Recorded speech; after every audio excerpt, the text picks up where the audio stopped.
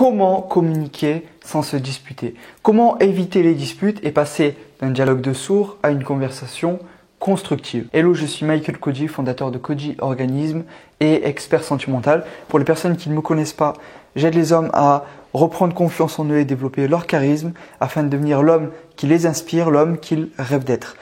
Et également à être heureux dans leur vie sentimentale. Donc si c'est ce que vous voulez, cliquez sur le bouton s'abonner et activez la petite cloche pour recevoir toutes mes prochaines vidéos directement dans votre boîte mail. Au début, on parle facilement, on se dispute jamais, on est d'accord sur plein de choses. Il y a de la passion, de la découverte, chacun s'intéresse à l'autre. Puis au fur et à mesure, on a des conversations qui se ressemblent, on n'apprend plus rien sur l'autre. Et c'est à ce moment-là que viennent les désaccords. On commence à se disputer, on communique plus vraiment, on se met pas à la place de l'autre. On s'aime et on est amoureux, mais ça nous arrive de nous détester. Peu importe au final la durée de notre relation, qu'elle soit courte, quelques mois, ou qu'elle soit un peu plus longue, quelques années, on fait tous face à cela. Étant expert sentimental, j'ai accompagné des dizaines de couples à mieux gérer ces moments-là. Et étant passionné par les comportements humains, je peux vous aider à avoir une meilleure communication pendant ces conflits afin de passer d'un dialogue de sourds à une conversation enrichissante pour la relation mais également constructive. Je vais maintenant vous passer 3 clés pour y arriver.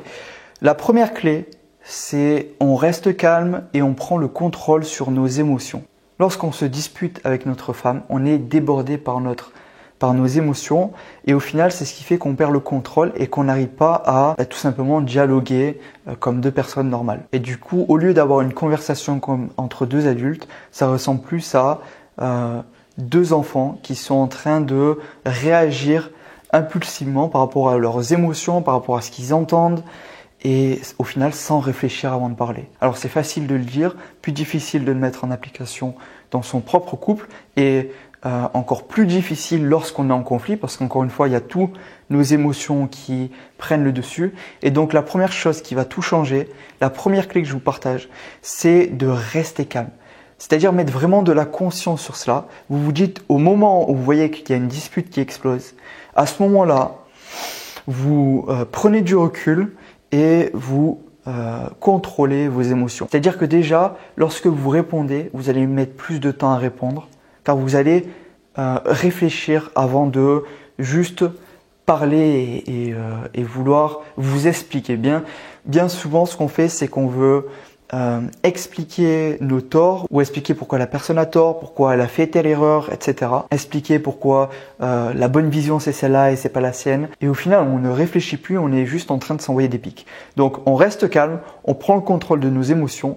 Et lorsqu'on est en train de se disputer avec notre femme, ce qu'on fait, c'est qu'on prend du recul, on respire et on met un temps de silence avant de répondre. Et ce temps de silence qu'on met va nous permettre de réfléchir à notamment la forme de ce qu'on va dire afin de ne pas tout simplement juste critiquer ou juger l'autre, mais bien de lui répondre de la meilleure façon possible. Plus on va prendre du temps pour réfléchir à ce que l'on va dire, et mieux ça ira. La deuxième clé pour passer d'un dialogue de sourds à une conversation constructive, c'est de écouter plus que parler. Vous pouvez laisser la personne en face s'énerver, mais vous contrôlez vos émotions, vous restez calme et vous écoutez davantage. Pourquoi? Parce que vous allez voir qu'elle va tout vous dire, en fait, elle va tout vous servir sur un plateau. Et même lorsque vous allez répondre, vous verrez que écouter plus votre femme, c'est au final avoir toutes les informations pour y répondre au mieux. Et donc pour sortir de l'incompréhension et avoir un meilleur dialogue. C'est une clé super importante. Écoutez plus que parler. Parce qu'au final, tous les deux, ce que vous voulez, c'est une vie de couple heureuse. Donc, vous devez vraiment garder cet objectif en tête et vous dire « je veux comprendre pourquoi ma femme est en colère comme ça » et pas juste ce qu'elle me dit au début, mais vraiment aller plus en profondeur. Et c'est ce qui m'amène à la troisième clé. Cherchez en profondeur la racine du problème. Et pour aller donc en profondeur et éviter, vous savez, la plupart des disputes qu'on a, elles restent superficielles. Et ce qui déclenche les disputes, c'est des comportements qu'on peut avoir au quotidien qui déplaisent à l'autre, mais ce n'est rarement pour la vraie raison. Et le problème, c'est qu'on se concentre sur la dispute en question et ce que notre femme nous dit pendant la dispute, alors que c'est pas ici du tout le problème. Le problème, vous pouvez le savoir qu'en la connaissant mieux. Et donc ça demande vraiment d'aller en profondeur dans son développement personnel. Donc on pose des questions. Admettons que vous avez parlé à une femme et votre femme est jalouse et vous pensez que votre erreur c'est d'avoir parlé à cette femme-là. Mais si vous vous intéressez vraiment à votre femme et que vous allez en profondeur, vous découvrirez que si elle s'énerve et que vous avez des disputes à chaque fois parce que vous parlez à une femme ou regardez une femme ou peu importe, ce n'est pas en arrêtant cette action-là, en ne parlant plus à aucune femme que vous allez résoudre le problème. Mais bien en comprenant pourquoi faire cela la dérange. Et vous allez vous apercevoir que peut-être c'est parce que au final elle a peur de vous perdre. Et donc à chaque fois que vous parlez à une femme ou que vous êtes au contact d'une femme, à ce moment-là, peut-être qu'elle a l'impression qu'elle va vous perdre. Et donc vous pourrez mettre toute votre énergie sur ne plus parler à des femmes, ne plus faire telle chose qu'elle vous dit. Ça ne servira à rien parce qu'il y aura toujours quelque chose qui sera relié à ce problème profond qui est qu'elle a peur de vous perdre. Donc vous devez vous concentrer sur cela et l'aider en la rassurant et en lui montrant qu'elle peut vous faire confiance car vous voulez créer une vraie relation qui tient sur la durée avec elle. Et ça, c'est quelque chose que je vois tout le temps en coaching, des personnes qui s'attardent sur les disputes qu'ils ont et ils disent que leur femme s'est énervée pour telle raison, parce que j'ai fait ci ou parce que j'ai fait ça. Mais au final, c'est même pas ça la vraie raison. La vraie raison, elle existe depuis plusieurs mois, ou elle existe parce que dans son passé, elle a été trahie par plusieurs hommes, qu'elle a été trompée, qu'elle a vécu telle expérience. Et ces hommes-là, au lieu de se concentrer sur la racine du problème, sur les choses sur lesquelles, au final, qui vont lui permettre à cette femme de se développer et de prendre confiance en elle, ils se concentrent sur le conflit, la dispute qu'il y a eu hier soir. J'espère que cette vidéo de coaching vous a aidé.